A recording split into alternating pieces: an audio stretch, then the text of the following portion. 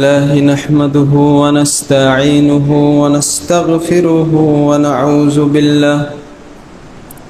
ونعوذ بالله من شرور أنفسنا ومن سيئات أعمالنا. من يهده الله فلا مضل له ومن يضلله فلا هادي له. وأشهد أن لا إله إلا الله وحده لا شريك له. وأشهد أن محمدا عبده ورسوله. أما بعد فقد قال الله تعالى في الكلام المجيد والفرقان الحميد: أعوذ بالله من الشيطان الرجيم. يا أيها الذين آمنوا اتقوا الله حق تقاته ولا تموتن إلا وأنتم مسلمون. يا أيها الناس اتقوا ربكم الذي خلقكم من نفس واحدة وخلق منها زوجها وبث منهما رجالا كثيرا ونساء. واتقوا الله الذي تساءلون به والأرحام إن الله كان عليكم رقيبا. يا أيها الذين آمنوا اتقوا الله وقولوا قولا سديدا يصلح لكم أعمالكم ويغفر لكم ذنوبكم. ومن يطع الله ورسوله فقد فاز فوزا عظيما. أما بعد فإن أصدق الحديث كتاب الله وخير الهدي هدي محمد صلى الله عليه وسلم وشر الأمور محدثاتها وكل محدثة بدعة وكل بدعة ضلالة وكل ضلالة في النار.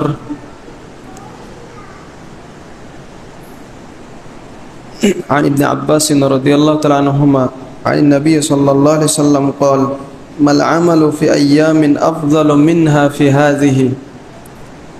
رواه البخاري. الحمد لله। যাবতীয় প্রশংসা একমাত্র আল্লাহ রাব্বুল আলামিনের জন্য,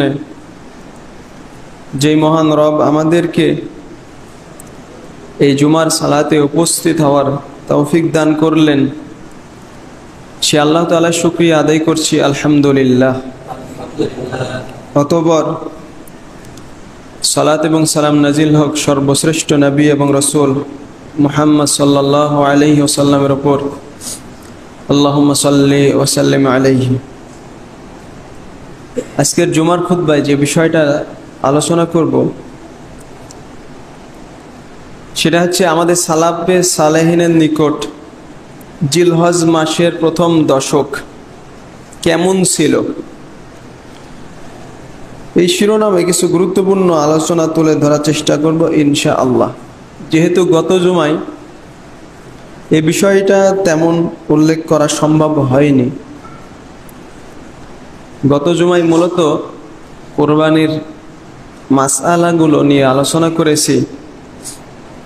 তো আজকে এই বিষয়টা তুলে ধরার দাবি রাখে যে আমাদের সালাফে সালেহিন তারা কিভাবে এই জিলহজ মাসের প্রথম 10 দিন অতিবাহিত করতেন। যেহেতু এই জিলহজ মাসের প্রথম দশক বছরের অন্যান্য দিনগুলোর তুলনায় গুরুত্ব রাখে, জিলহজ মাস হচ্ছে ইবাদতের একটা মৌসুম। আপনারা সবাই জানেন যে দুনিয়াবি ক্ষেত্রে যারা ব্যবসায়ীদের একটা সিজন থাকে, মেন সিজন, সেই সময়কে তারা কাজে লাগায়।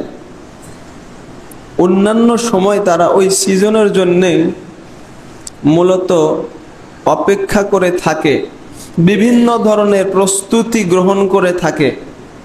আর ওই সময় আসলে তারা সময়টাকে কাজে লাগায় দুনিয়াবি দিক থেকে লাভবান হওয়ার জন্যে।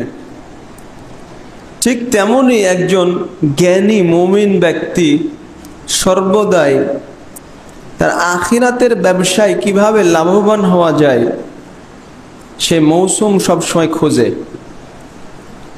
আর সে মৌসুমের মধ্যে অন্যতম একটা মৌসুম হচ্ছে জিলহজ মাসের প্রথম 10 দিন।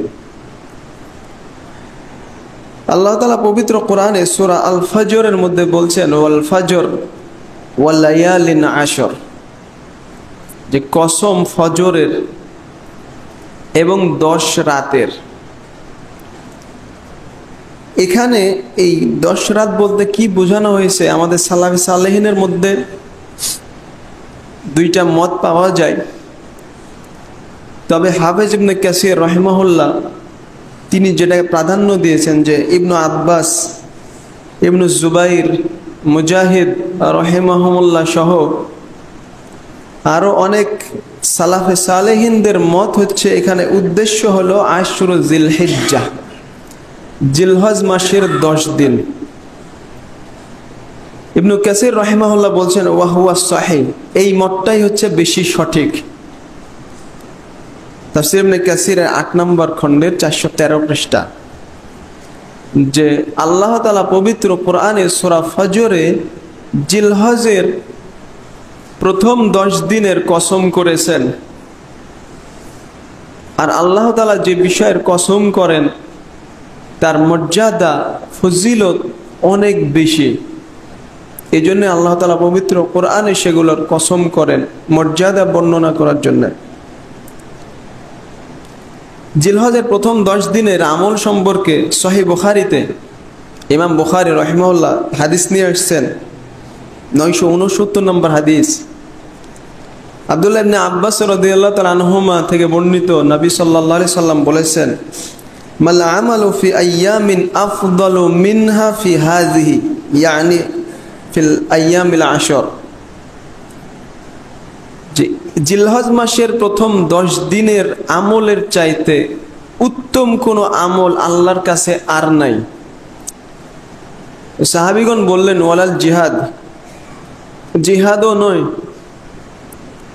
রাসূলুল্লাহ সাল্লাল্লাহু আলাইহি সাল্লাম বললেন, লা ওয়ালাল জিহাদ, ওয়ালাল জিহাদ, জিহাদও নয়, ইল্লা রাজুলুন খরাজা ইউখাতিরু বিনাফসিহি ওয়া মালিহি ফালাম ইয়ারজি' বিশাই, তবে ওই ব্যক্তি যে তার ধন সম্পদ নিয়ে বেরিয়ে গেছে আর কোনো কিছুই নিয়ে ফিরে আসেনি, সম্পদও হারিয়েছে, নিজের জীবনও রক্ষা করতে পারেনি, এই ব্যক্তির কথা স্বতন্ত্র।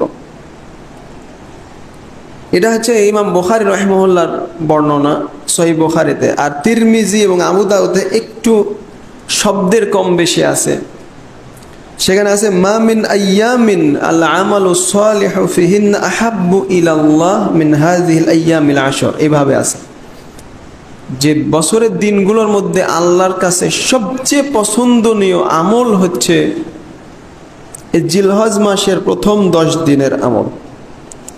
তো সাহাবীগণ বললেন, ওয়ালাল জিহাদু ফি সাবিলিল্লাহ, ফি সাবিলিল্লাহ সহিহ বুখারীতে নাই, যে আল্লাহর রাস্তায় জিহাদ করাও কি নয়? তো রাসূলুল্লাহ সাল্লাল্লাহু আলাইহি ওয়াসাল্লাম বললেন যে না, আল্লাহর রাস্তায় জিহাদ করাও নয়, ইল্লা রাজুলুন খরাজা বিনাফসিহি ওয়া মালিহি, এই বর্ণনাতে ইউখাতিরু এই শব্দ নাই, যেটা সহিহ বুখারীতে আছে। তো দুই বর্ণনার অর্থ একই হলেও শব্দের একটু পার্থক্য আছে, যেগুলো ইমাম তিরমিজি এবং আবু দাউদ রাহিমাহুল্লাহ ওই হাদিস বর্ণনা করেছেন। এই হাদিসগুলো স্পষ্ট প্রমাণ করে যে বছরের দিনগুলোর মধ্যে শ্রেষ্ঠ দিন হচ্ছে জিলহজের প্রথম 10 দিন, যে 10 দিনে আমরা এখন অবস্থান করছি, আজকে দ্বিতীয় দিন জিলহজের। এই 10 দিনের আমল আল্লাহ তাআলা সবচেয়ে বেশি পছন্দ করেন, যেটা অন্য কোনো সময় এত পছন্দ করেন না। শাইখুল ইসলাম ইবনে তাইমিয়া রাহিমাহুল্লাহ তিনি বলেছিলেন যে দিনের দিক থেকে শ্রেষ্ঠ হচ্ছে জিলহজের প্রথম 10 দিন, আর রাতের দিক থেকে শ্রেষ্ঠ হচ্ছে রমাজানের শেষ 10 রাত, যেটা শাইখুল ইসলাম ইবনে তাইমিয়া তার মাজমু ফাতাওয়াতেও এই কথা আছে। তার ছাত্র ইবনে কাসির রাহিমাহুল্লাহ তিনি তাফসীর ইবনে কাসিরেও এই কথা উল্লেখ করেছেন, এবং তার অন্যতম ছাত্র শাইখুল ইসলামের হাফেজ ইবনুল কাইয়্যিম রাহিমাহুল্লাহ তার যে বাদাই আল ফাওয়াইদ কিতাব, ওখানেও ইনি এই কথা উল্লেখ করেছেন। যেহেতু বছরের দিনগুলোর মধ্যে শ্রেষ্ঠ দিন হচ্ছে জিলহজের শেষ এই প্রথম 10 দিন, এই জন্য আমাদের সালাফে সালেহিনের নিকট এই 10 দিনের গুরুত্ব ছিল অনেক অনেক গুণে বেশি। এই 10 দিনকে তারা এত বেশি সম্মান করতেন যা বছরের অন্য দিনগুলোতে করতেন না। তারা এই দিনগুলোতে, বিশেষভাবে এই দিনগুলোতে পাপ করা থেকে অনেক বেশি ভয় করতেন।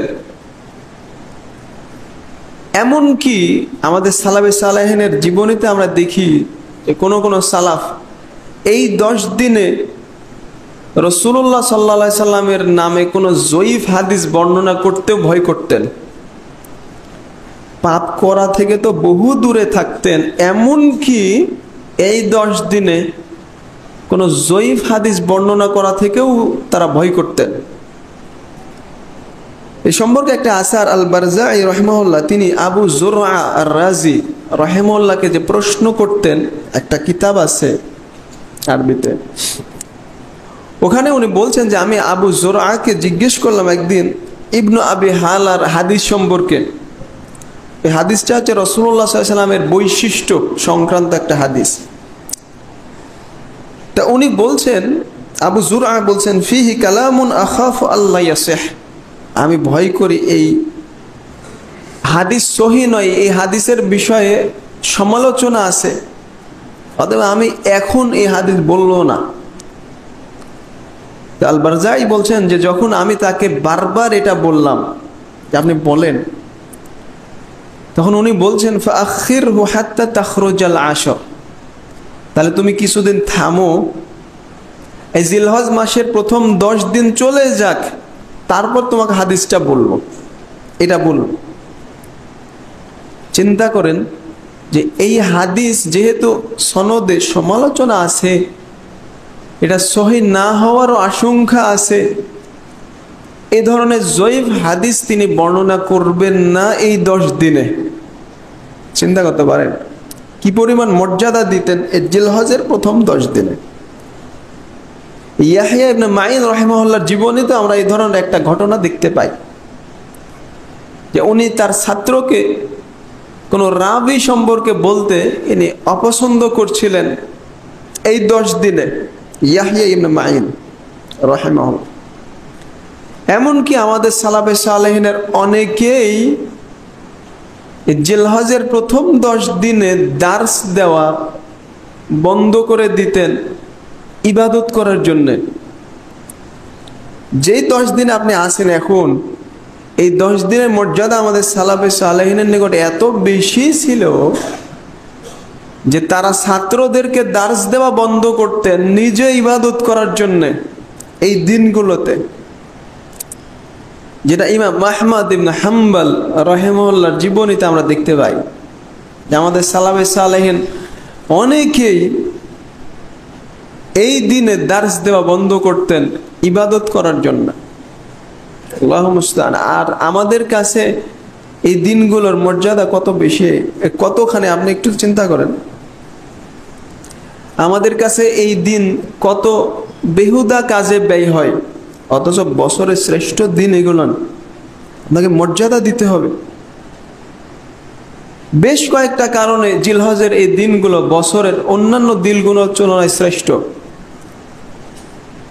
তার 1 নাম্বার একটা বললাম যে আল্লাহ তাআলা এই দিনগুলোর বিষয়ে বিশেষভাবে পবিত্র কোরআনে কসম করেছেন। দ্বিতীয় হচ্ছে রাসূলুল্লাহ সাল্লাল্লাহু আলাইহি সাল্লাম এর মর্যাদার বিষয় স্পষ্টভাবে বলেছেন যে এই দিনগুলোর আমল আল্লাহর কাছে সবচেয়ে শ্রেষ্ঠ, সবচেয়ে পছন্দনীয়।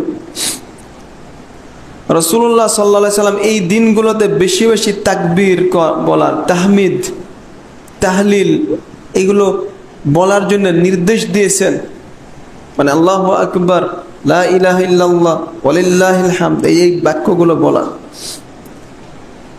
তারপরে এই জিলহজের এই প্রথম 10 দিনেই বছরের শ্রেষ্ঠ দিনগুলো আছে, যেমন ইয়াউমুত তারবিয়া 8 তারিখ জিলহজের, তারপরে 9 তারিখ আরাফার দিন এবং 10 তারিখ কুরবানির দিন। বছরের মধ্যে শ্রেষ্ঠ দিন কোনটা, আরাফার দিন নাকি কুরবানির দিন, এই নিয়ে ওলামাদের মধ্যে ইখতিলাফ থাকলেও প্রাধান্যযোগ্য মত হচ্ছে বছরের শ্রেষ্ঠ দিন হচ্ছে ইয়াউমুন নাহার, কুরবানির দিন। এটা সর্বশ্রেষ্ঠ দিন, কুরবানির দিন। এটাকে আল্লাহ তাআলা পবিত্র কোরআনে ইয়াউমুল হজ্জিল আকবার বলে উল্লেখ করেছেন এই দিনের মর্যাদা বর্ণনা করতে গিয়ে। তো এই 10 দিনে বছরের সব শ্রেষ্ঠ দিনগুলো একত্রিত হয়েছে, যে জন্যে এই জিলহজের প্রথম দশকের গুরুত্ব অন্যান্য দিনগুলো চাইতে অনেক বেশি। তো যার ঈমান যত বেশি সে তত এই দিনগুলোকে গুরুত্ব দিবে। এই জন্যই আমাদের সালাফে সালেহিন এই দিনগুলোকে বেশি বেশি গুরুত্ব দিতেন, যেহেতু তাদের ঈমান অনেক অনেক বেশি ছিল। যখন ঈমান দুর্বল হয়ে যাবে, দুনিয়ার ভোগবিলাস নিয়ে আপনি ব্যস্ত থাকবেন, তখন অন্যান্য দিনগুলো আর এই দিনগুলোর মধ্যে পার্থক্য আপনার কাছে মনে হবে না। অন্যান্য দিন যেভাবে কাটে এই দিনগুলো সেইভাবেই কাটবে, যেটা আপনার জন্য একেবারে সুস্পষ্ট ক্ষতিগ্রস্ততা। এটা ক্ষতিগ্রস্ত হওয়া, কারণ এই দিন আর অন্যান্য দিন সমান কখনোই নয়। এই জন্যে প্রথম যে পয়েন্ট এখানে উল্লেখ করব এখন, যে জিলহজ মাসের এই 10 দিনে আপনার যে কাজ করণীয়, প্রথম হচ্ছে আপনার ঈমানকে মজবুত করুন। আহলুস সুন্নাহ ওয়াল জামায়াতের আকীদা, বিশ্বাস হচ্ছে মানুষের ঈমান বাড়ে ও কমে, ইয়াজিদ ওয়া ইয়ানকুস, ঈমান বাড়ে আর কমে। বাড়ার কিছু মাধ্যম আছে, আবার ঈমান কমারও কিছু মাধ্যম আছে। যে মাধ্যমে ঈমান কমে সেগুলো থেকে আপনাকে দূরে থাকতে হবে, আর যে মাধ্যমগুলোতে ঈমান বাড়ে সেগুলো আপনাকে অবলম্বন করতে হবে। তাহলে আপনি জিলহজের এই প্রথম 10 দিনের গুরুত্ব, মর্যাদা আপনার জীবনে ফুটে উঠবে, নইলে না। এই জন্য প্রথম করণীয় হচ্ছে আপনার ঈমান বাড়ানোর সর্বাত্মক চেষ্টা করুন। কি কি কাজে ঈমান বাড়ে বিভিন্ন কিতাবে আছে, একটু দেখে নেবেন। দ্বিতীয় হচ্ছে বান্দাকে সৎ আমল থেকে বাধা দেয় সবচেয়ে বেশি, সেটা হচ্ছে তার গুনাহ, পাপ। ইবনুল কাইয়্যিম রাহিমাহুল্লাহ তার একটা কিতাব আছে আল জাওয়াবুল কাফি, ওখানে উনি বিস্তারিত উল্লেখ করেছেন পাপের কি শাস্তি, দুনিয়াতে শাস্তি, এগুলো উনি উল্লেখ করেছেন একটা বিস্তারিত অধ্যায়। তার মধ্যে একটা পয়েন্ট উনি উল্লেখ করেছেন যে পাপের একটা শাস্তি হচ্ছে হিরমানুত তাআহ, আনুগত্য থেকে বঞ্চিত হওয়া।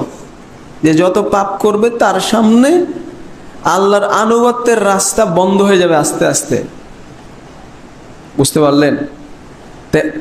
আলেমগণ যে পরামর্শ দিয়েছেন জিলহজের দশক কাজে লাগানোর জন্য, সেটা হচ্ছে তাওবাতুন নাসুহ, আপনার পাপ থেকে খালেস তওবা করা এবং যথাসম্ভব পাপ থেকে দূরে থাকা। কারণ আপনি যখনই পাপে লিপ্ত হবেন তখন এই দশক কাজে লাগানো সম্ভব হবে না, কারণ আপনি আনুগত্য থেকে তখন বঞ্চিত হবেন, শয়তানের শিকলে আবদ্ধ হয়ে যাবেন, যে কারণে আল্লাহর আনুগত্য করা সম্ভব হবে না। আর গুরুত্বপূর্ণ দিনগুলো আল্লাহর আনুগত্যে কাজে লাগানো, আর যে মাধ্যমগুলো আপনাকে আনুগত্য থেকে দূরে রাখে এগুলো বর্জন করা, এটা আপনার জন্য একান্ত জরুরি, এটা জ্ঞানী মানুষের কাজ। এই জন্য দ্বিতীয় পয়েন্ট যেটা বললাম সেটা হচ্ছে তওবায়ে নাসুহ, খালেস তওবা করা। এখন থেকেই আপনি চেষ্টা করবেন বাকি যে দিনগুলো আছে এগুলো কাজে লাগানোর।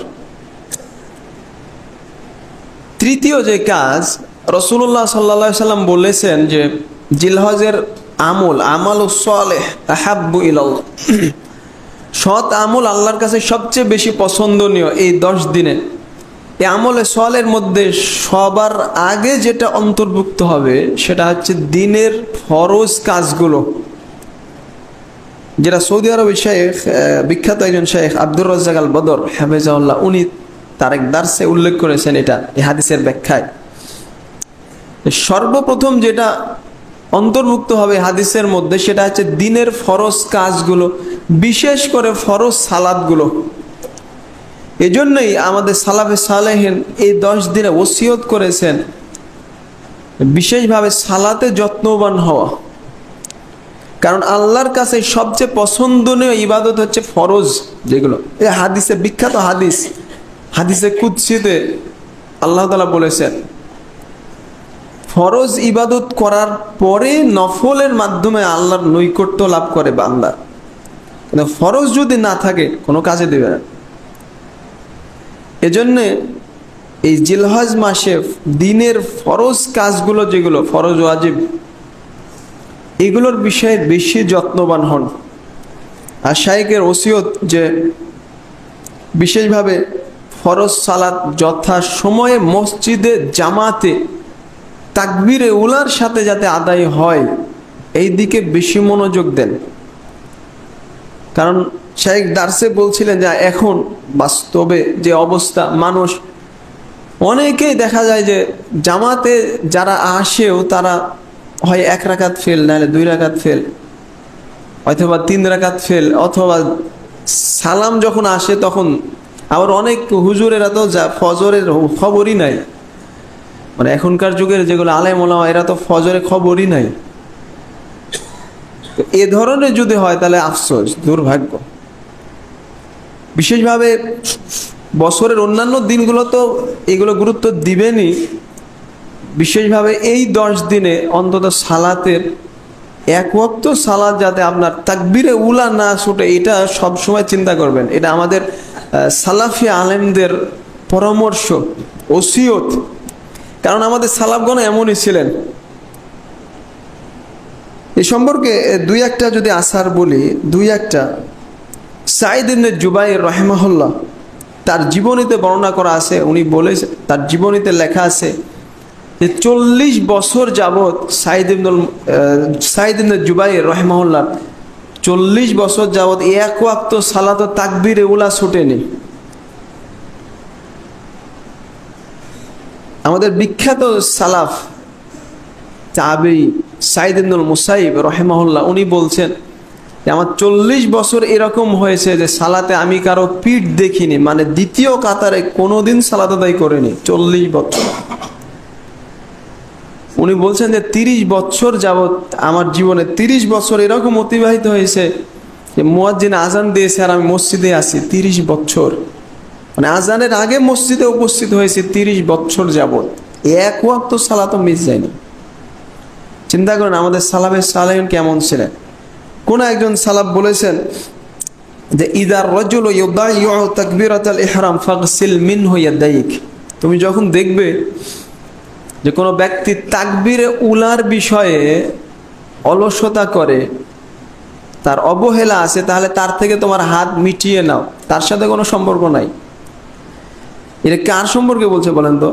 যে তাকবীরে উলাতে তার অবহেলা আছে, তাহলে যে জামাতে আসে না তার সাথে কিভাবে সম্পর্ক থাকে? একদিনও ফজরে আসে না, ওর সাথে আপনার কিভাবে সম্পর্ক থাকে? চিন্তা করেন আমাদের সালাফে সালেহিনের চিন্তা ভাবনা কেমন ছিল। তো আলা করলেন যে এই 10 দিনে বেশি বেশি দিনের ফরজ ওয়াজিব এই কাজগুলোতে সচেতন হন। আর বিশেষ করে সালাত, এক ওয়াক্ত সালাতও যাতে আপনার তাকবীরে উলা মিস না হয়, এটা চেষ্টা করবেন এই 10 দিনে। তারপরে আমল এই 10 দিনের সেটা হচ্ছে সিয়াম পালন করা। আল আমালুস সালেহ, যে সৎ আমল, এই আম কথার অন্তর্ভুক্ত হচ্ছে সিয়াম।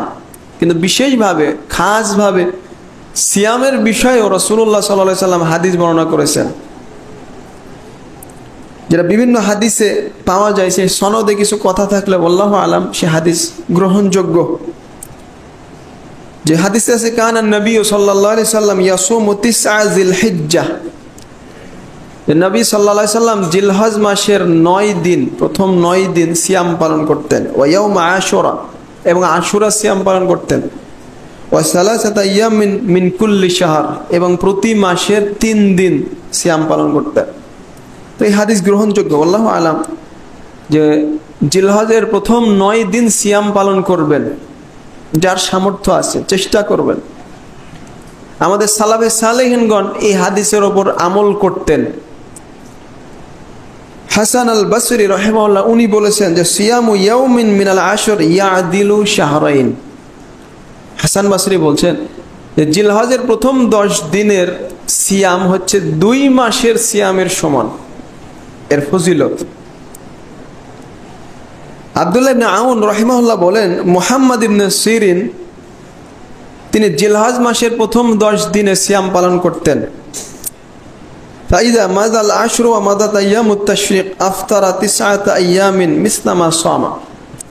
তারপরে যখন এই 10 দিন চলে যেত এবং আইয়ামে তাশরিকের দিনগুলো পার হতো, কারণ আইয়ামে তাশরিক খাওয়ার দিন, ইবাদত করার দিন, জিকির করার দিন, সেটা সিয়াম পালনের দিন না এমনি স্বাভাবিকভাবে।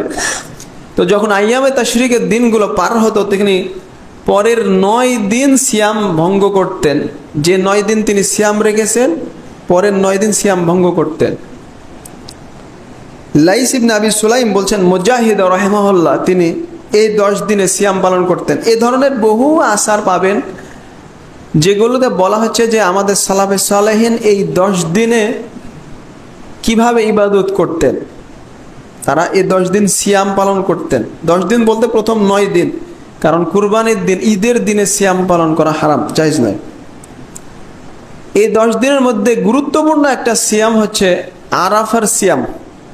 এটা সবচেয়ে গুরুত্বপূর্ণ 10 দিনের মধ্যে। রাসূলুল্লাহ সাল্লাল্লাহু আলাইহি সাল্লাম বলেছেন, সহিহ মুসলিমের হাদিস, যে আরাফার সিয়াম সম্পর্কে যখন তাকে জিজ্ঞেস করা হলো, তিনি বলেছেন, ইউকাফিরুস সানাতাল মাদিয়াতা ওয়াল বাকিয়া।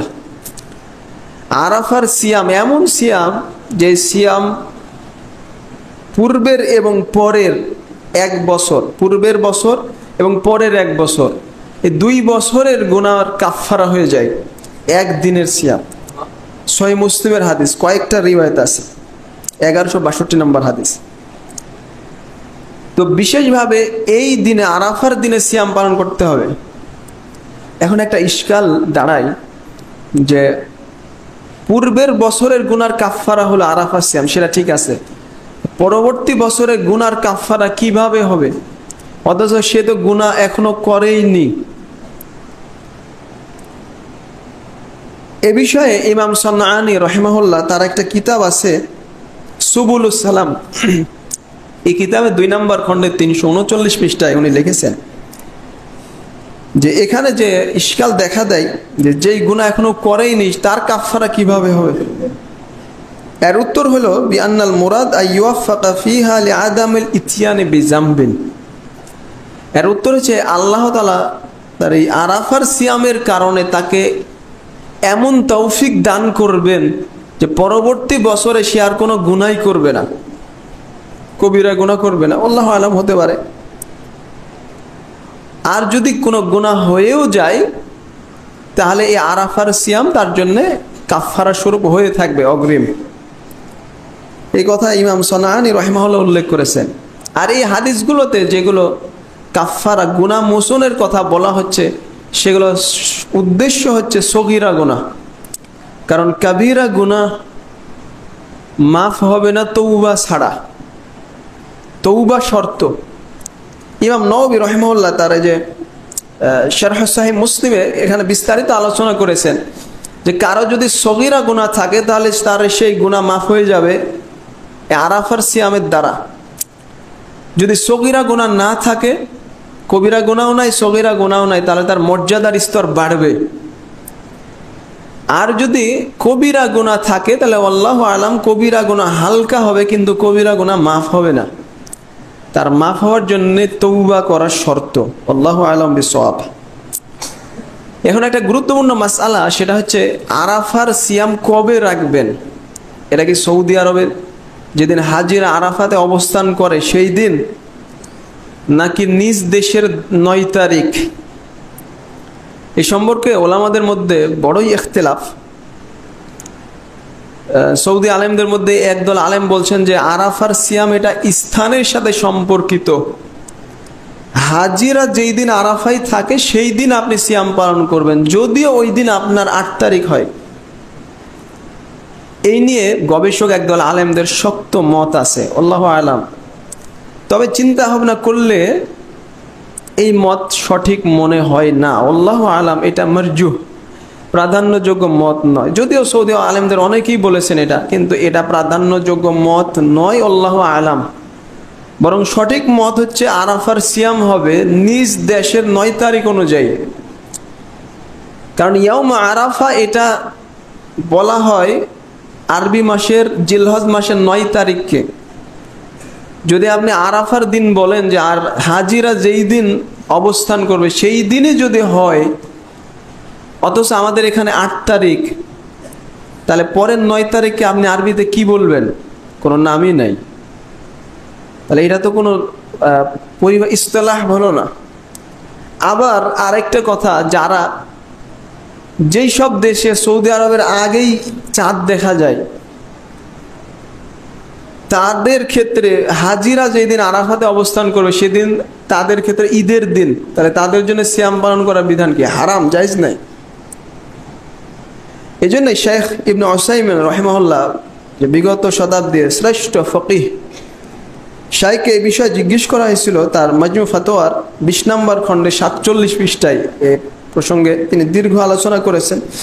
উনি বলেছেন, ওয়াস-সাওয়াব আন্নাহু ইয়াখতালিফু বিইখতিলাফিল মাতালি'। আরাফার সিয়াম চন্দ্র উদয় হওয়ার যে স্থানের পার্থক্য আছে সে অনুযায়ী পার্থক্য হবে। যেই দেশের 9 তারিখ যেদিন, সেই দিন তার আরাফার সিয়াম পালন করবে, আল্লাহু আলাম। আর এটা যেহেতু ওলামাদের মধ্যে মতভেদ আছে, অতএব বাড়াবাড়ি করার সুযোগ নেই। কেউ যদি ওই হাজিরা যেদিন আরাফাতে থাকবে সেদিন রাখছে, কোনো সমস্যা নাই। তবে সঠিক মত, বেশি প্রাধান্যযোগ্য মত, সেটা হচ্ছে আপনার নিজ দেশের 9 তারিখে সিয়াম পালন করবেন, আল্লাহু আলাম। এটাই বেশি সঠিক, এটাই বেশি সঠিক। এখন একটা মাসআলা উল্লেখ করতেই হয়, সেটা হচ্ছে অনেকে প্রশ্ন করে যে জিলহজের এই 9 দিন সিয়াম পালন করবে, সাথে যদি রমাজানের কাজার নিয়াত করে তাহলে সে নেকি পাবে কিনা? মানে রমাজানের কাজা হবে, সাথে জিলহজের এই সিয়ামের নেকি পাবে কিনা? এই সম্পর্কে শেখ ইবনে উসাইমিনকে জিজ্ঞেস করা হয়েছিল। তার মাজমু ফাতোয়ার ওই 20 নম্বর খণ্ডের 48 পৃষ্ঠায় উনি আলোচনা করেছেন। ওখানে বলেছেন যে মান সামা ইয়াউম আরাফা আও ইয়াউম আশুরা ওয়া আলাইহি কাদাউ মিন রমাদান ফাসিয়ামুহু সহিহ। কেউ যদি রমাজানে কাজা সিয়ামের সাথে সাথে আরাফার সিয়াম অথবা আশুরা সিয়াম পালন করে, তার সিয়াম সহিহ। মানে রমাজানের কাজা আছে, সেটা আছে আগেই সে আশুরা সিয়াম পালন করছে, তার সিয়াম সহিহ, সমস্যা নাই। লাকিন লাউ নাওয়া আন ইয়াসুমা হাযাল ইয়াউম আন কাদাই রমাদান হাসালা লাহুল আজরান। শাইখ বলছেন, তবে যদি আরাফার সিয়ামের সাথে রমাজানের কাজা সিয়ামের নিয়াত করে, তাহলে সে 2টা নেকি পাবে। একটা আরাফার সিয়ামের নেকি, আর কাজা করার রমাজানের কাজার সেটাও আদায় হবে, আল্লাহু আলাম। এটা বেশি সঠিক, এটাই সঠিক। তারপর জিলহজের অন্যতম একটা আমল এই দশকে, সেটা হচ্ছে তাকবীর পাঠ করা, তাহলিল এবং তাহমিদ। তাকবীর বলতে আল্লাহু আকবার, তাহলিল হচ্ছে লা ইলাহা ইল্লাল্লাহ, আর তাহমিদ হচ্ছে আলহামদুলিল্লাহ, আল্লাহর প্রশংসা। এইগুলো বেশি বেশি পাঠ করতে হবে, এটা মুস্তাহাব সুন্নাত। এর নির্দিষ্ট পদ্ধতি নাই, যেহেতু ওলামাদের মধ্যে অনেক মতভেদ। তবে অধিক প্রচলিত হচ্ছে আল্লাহু আকবার, আল্লাহু আকবার, লা ইলাহা ইল্লাল্লাহ, আল্লাহু আকবার ওয়ালিল্লাহিল হামদ। এটা বেশি বেশি পড়তে হবে। ইমাম বুখারী রাহিমাহুল্লাহ তার সহিহ বুখারীতে তাআলিক হিসেবে হাদিস নিয়ে এসেছেন, আব্দুল্লাহ ইবনে ওমর এবং আবু হুরায়রা রাদিয়াল্লাহু তাআলা আনহুমা আন্নাহুমা কানা ইয়াখরুজানি ইলা সুক আইয়াম আল আশর ফায়ুকাব্বিরান ওয়া ইউকাব্বিরুন নাসু বিতাকবীরিহিমা। আবু হুরায়রা এবং ইবনে ওমর রাদিয়াল্লাহু তাআলা আনহুমা বাজারে যেতেন জিলহজের প্রথম 10 দিন, বাজারে গিয়ে জোরে জোরে তাকবীর পাঠ করতেন। তাদের এই তাকবীর শুনে মানুষজন তাকবীর পাঠ করত। এটাই সুন্নাত, যেখানেই থাকেন জোরে জোরে তাকবীর পাঠ করেন। বিভিন্ন আসারে পাওয়া যায় যে মিনার দিনগুলোতে ওমর ইবনুল খাত্তাব রাদিয়াল্লাহু তাআলা আনহু জোরে জোরে তাকবীর পড়তেন, তার সাথে সাথে মানুষজনও তাকবীর পড়তো, মিনা কম্পন হতো, মিনা কাঁপতো তাকবীরে। ওই সময় সালাফে সালেহিনের মসজিদে জোরে জোরে তাকবীরের শব্দ হতো। এটা একটা গুরুত্বপূর্ণ সুন্নাত, যেটা বর্তমান যুগে একেবারে পরিত্যক্ত একটা সুন্নাত। মানুষজন এই সুন্নাত আমল করেই না। মুজাহিদ রাহিমাহুল্লাহ উনি বলছেন, তিনি এক ব্যক্তিকে শুনলেন তাকবীর পাঠ করতে। উনি বললেন, আফালা রাফা সাউতাহ, এই ব্যক্তি কি জোরে তাকবীর পাঠ করবে না? আমি এমন মানুষদের সাক্ষাৎ পেয়েছি যারা মসজিদে তাকবীর পাঠ করত জোরে জোরে, তারপর ওই তাকবীর শুনে বাইরের লোকজন তাকবীর পাঠ করত, এভাবে পুরো এলাকায় শুধু তাকবীরের আওয়াজ চলতো। এটা হচ্ছে আমাদের সালাফে সালেহিনের ওই যুগের অবস্থা।